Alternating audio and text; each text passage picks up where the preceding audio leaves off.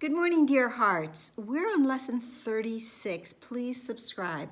Before we get started, I want to just point out that just as a while back we had a series of lessons that all had to do with the key word in it, meaningless or meaninglessness, now we have holy and holiness in our little section of lessons now that we started really yesterday and will continue for a few days. So today's lesson is my holiness envelops everything I see. I like the visual that I get with this lesson. Envelops sounds like envelope. So I get a visual of when I have an envelope. Remember envelopes and people mailed things? And in that envelope, you'd put something in, usually a card perhaps.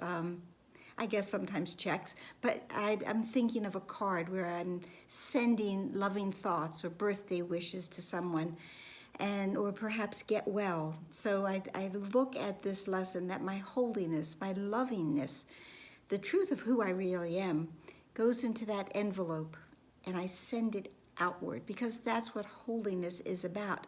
It is about extending it, because holiness is of creation.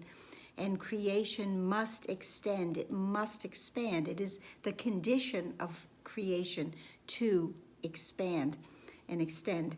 So my holiness envelops everything I see. And it is, of course, obviously, a continuation, expansion from yesterday. And it says that today's idea extends the idea for yesterday from the perceiver, the one who sees, to the perceived, what is seen. You are holy because your mind is part of God's. My mind is part of God's. I am very holy. So we're just like reiterating this and bringing it home just a little bit more, as the next few lessons will do as well. And because you are holy, your sight must be holy as well. Sinless means without sin. Sinless means that we are whole. Sin is insanity. To understand that we are sinless is to be in our right mind. You cannot be without sin a little. And just the thought of that is a little bit ridiculous, because you are sinless or not. Again, a very Yoda kind of statement. You are sinless or not. If your mind is part of God's, you must be sinless, or a part of his mind would be sinful. So again, that's just like a ridiculous thought, an idea that part of God's mind is sinful. Your sight is related to his holiness, not to your ego, and therefore not to your body. This idea that we cannot be a little bit sinful, that it is totality. This whole course is about totality. There really aren't these gray areas as there are as we believe there are anyway, in this world, in the ego world. Last year I started calling it ego land, so we use that. So in ego land, there's a lot of gray areas, but in reality, and that's with a big R, there are not. It is, as I've said before, a totality of reality. Reality is whole and complete and total. Love is whole and complete and total, as is peace. Peace is like that. Truth is like that. And God is like that. We, in our true identity self, with that big I, are that as well. So then it talks about our practicing. Now we're up to 4 practice sessions a day, 3 to 5 minutes each one. And it says, try to spread them out during the day, and make the shorter applications frequent to protect your protection. I think really what that is saying is to keep our minds centered and on the idea for the day, that our holiness envelops, encompasses, surrounds everything we see. Then, of course, it gives us how we should practice, and we close our eyes for the idea for several times.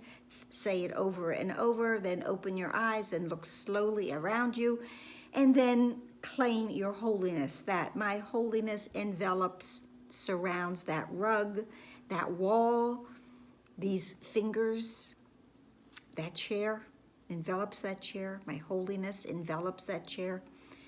Then my holiness envelops this body. So again, I love how it's just woven in. Remember our spiritual tapestry, just woven in this idea to start seeing bodies differently, because that ultimately is what we will do. It's a major part of this course, if you haven't been through it before, to understand that we must understand that we are not this. We are not limited to this. There's so much more to who we are. Our holiness is of God. Our holiness connects us with our celestial Father. It is in our celestial DNA. We are holy because our mind is holy, because our mind is part of God's, and it's just concentric circles, one into the other, for us to understand. And then, of course, my holiness envelops this pen. Now it says several times during the practice periods, close your eyes and repeat the idea to yourself, then open your eyes and continue as before. This is a course in forgiveness. It is a course in thought, a new thought system. It is a course in self-discovery with a big S. It is a self-study course, as has been said.